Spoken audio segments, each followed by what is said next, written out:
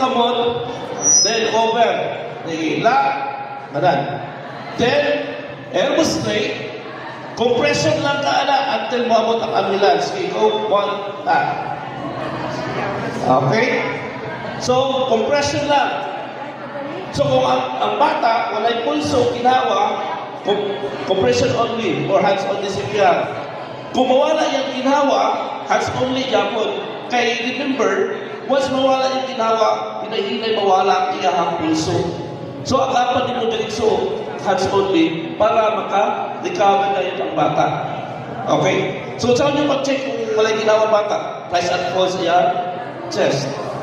Okay? Pag mag-check magilanin mo kung imundunggan nasa ilong sa bata, yung aping nasa bata, mapili mo kung may hangin gawas. Kung wala, hands only diretso ka.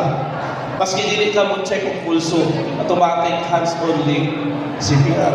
Okay? So, mawala ang pulso ginawa o mawala ang ginawa sa bata, hands only CPR. Ayaw na pabuta na pila ka minuto, wala kayong buhat niya, mabantay ang bata. Importante, masuplayan dahil oxygenated blood ang iyahang buto. And then, going to hospital, still CPR niya. Question.